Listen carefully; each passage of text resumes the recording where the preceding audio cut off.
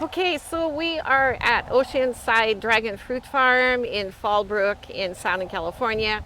And I am with Leonardo Aguila, who is the owner and the farm manager. Thank you so much for having me today. Welcome to my farm again. Thank you. Hi, Carolyn with Green Farm for All. Let's give you a brief history on Leo's life. He was born in the Philippines where he grew orchids. He then moved to Guam with his wife Eden, where he enrolled in the Navy. He soon found his way to the United States, where he also proudly worked for the Navy. Since acquiring his farmland 6 years ago, Leo's day starts at 7 o'clock in the morning, 7 days a week. Let's listen to his progression as a farmer and how he is adapting to the many challenges presented to him.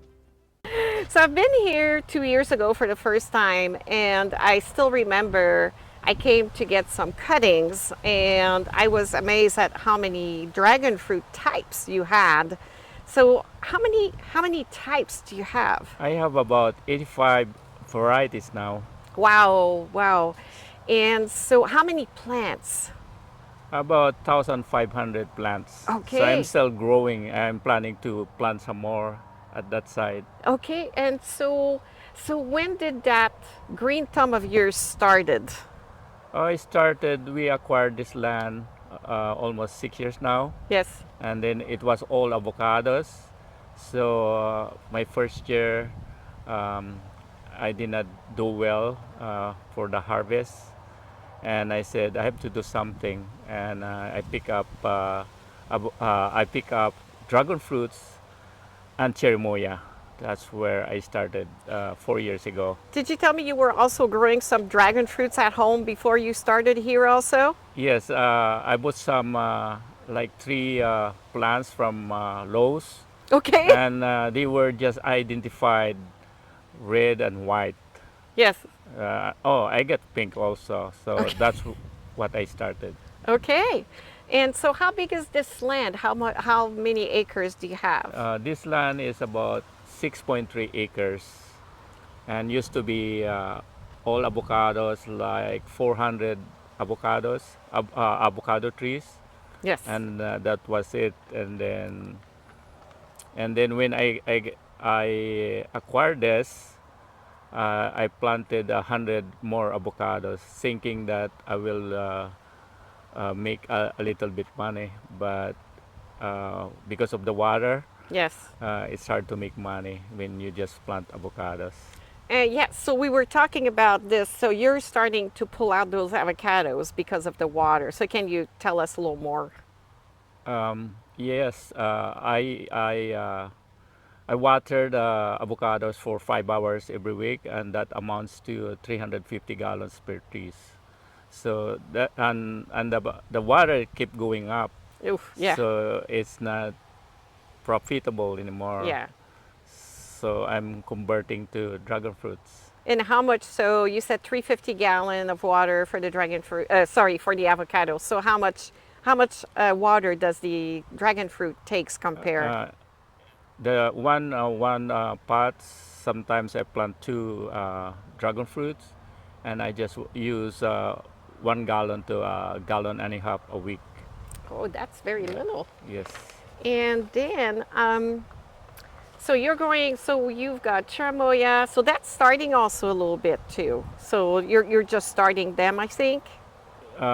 After I planted 100 avocados, I planted 80 cherimoyas. And cherimoyas, it takes only 2 years, 3 years, you can see some fruits. Avocados takes 5 years to 10 years before you get a good harvest for avocados. And so how, cherimoyas are good too. And how long for the dragon fruits? How long? It takes only a year or 2. The maturity, I believe, is 2 years. Yes. When you can harvest 10 to 20 pounds a plant. Okay. And so have you had any issues with the drought? Is it something where no, we're fine, it doesn't, we don't have any issues? Yeah, I have The avocados, I have a concern about that because the price of the water keep going up. Just this year, they increased it to 6% when you use the city water. And because I'm buying water from a well, the other side of this farm, I get discount, 30% discount. Oh, good. But it still costs a lot of money. I'm paying 1,200 a month during summer. Yeah. And so, and I was reading that you got a grant from the USDA for water irrigation.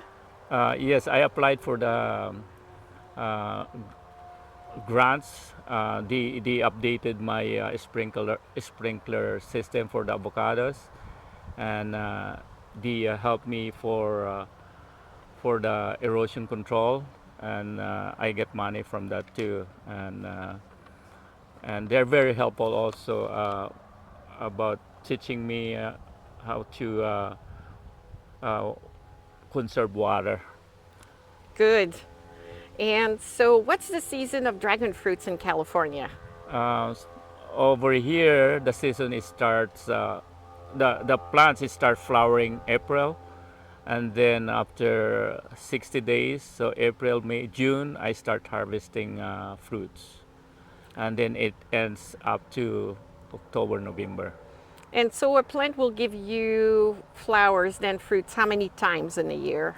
So, during U- that season? Usually it's 3 cycles. If it's a good weather, if there's not so much heat waves, you can expect to get 3 cycles. Nice. Yes, and the first harvest is usually they're nice fruits because the weather was not so harsh yet. Yeah. But the second one, you have to really watch the fruits because sometimes they get sunburn. So you have to harvest them on time. Yeah. And so, who buys your fruit? Who are your customers? I build up my customers here at the farm. Um, so they come here starting June, and then they come here Saturday and Sunday, sometimes Friday, and then from Monday to Thursday, I have small stores. I box them Yes. 10 pounds, and then they come here to pick it up. Nice. So that helps a lot. Good. And so, which dragon fruits are your best sellers? The best sellers are physical graphitis, dark star, and purple haze because they're large, over a pound usually. And then I have American Beauty. That's a very good plants too, fruits. Very good. Yes, They're so good. they are. Yeah, I think that's one of the best taste dragon fruits. Yeah. Yes. And so, so a lot of people have, other than maybe having pylora that comes from other countries during the winter, a lot of people will buy store fruit that are imported, and they have a bad experience, and they're like, "Oh, dragon fruit doesn't taste that great." So, why are our fruits on our farmers so much better than the one we see that are imported? I believe it's about the weather here also, the soil and the weather that matters, and then we pick them at the right time. I heard over like Vietnam or other places, they pick them 2 days early, a day early, and then the transit from overseas like Vietnam. I don't know how many it takes, how many days. Yeah. And then when they come here, they wash them or they get inspected and wash them with water. So it's hard to compare. Yeah. The dragon fruits here in Fallbrook are really very good. And so, would you say that now, Southern California, or this area here, is really the mecca for dragon fruits? I heard that it will be like the capital, like Yeah. when avocado started here. Yes. Fallbrook is the capital of avocado. Nice. So that will happen also for the dragon fruits. there's some farms here. They're over 40 acres. Some are 20 acres, and Wow. mine is small. So I'm a small landowner here, Yes. only 6 acres. Yes. And so, what else do you think you'd like people to know about what you're doing here? I practice organic farming here. I'm not certified, but I don't use insecticide.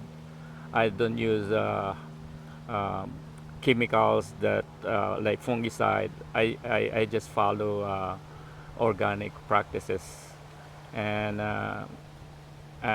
also when we harvest, we're careful, make sure that is the fruits that we're selling are not uh, contaminated by soil or fertilizer. So I'm careful about Yes. that. Yeah. And when they're over 2 days old, we don't sell them anymore. Nice. So that's a practice I'm following. Yes. Your fruits are very good. So I've tasted them. And then, what else? Okay.